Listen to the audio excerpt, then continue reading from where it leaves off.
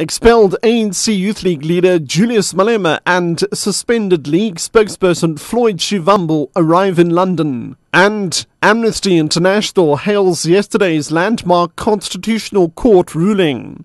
I'm Richard Brooks.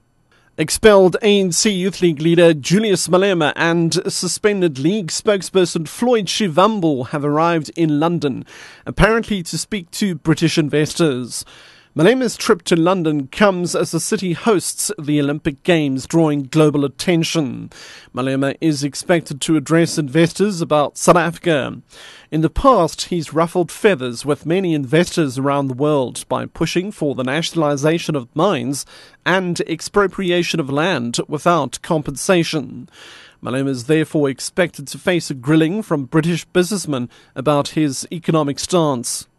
Amnesty International has hailed yesterday's landmark Constitutional Court ruling, which confirms that South Africa cannot deport people who are at risk of the death penalty.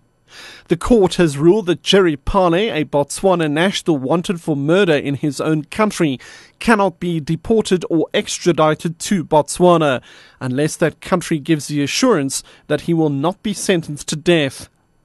Amnesty International's Deputy Director for Africa, Noel Kutua, says the court should be commended for its continued principled stance on the death penalty.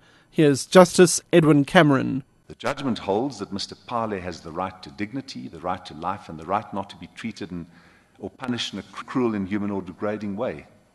The state is obliged to respect, protect, and fulfill these rights, and will be acting in breach of the rights if it surrenders Mr. Pale to Botswana without the assurance.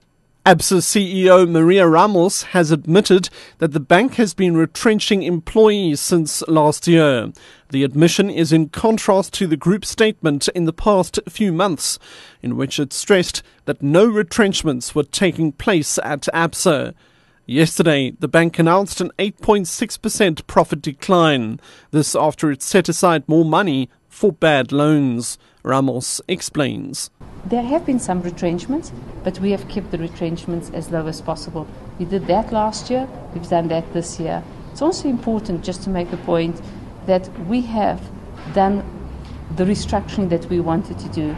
So that's behind us now, and I think going forward, it's about building our business.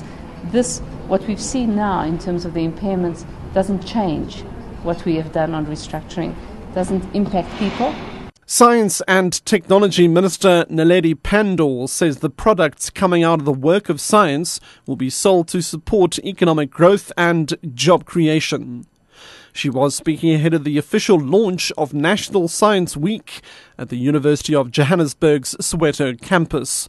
National Science Week aims to get more children to show interest in and take up science and maths as subjects at schools. Pandor says this year's theme is the role of science in economic development. Let's not see science as just a laboratory practice. Let's see it as something out there that supports socio-economic development, that creates economic opportunity, that generates wealth, quality health, quality water, and many other advantages for our societies.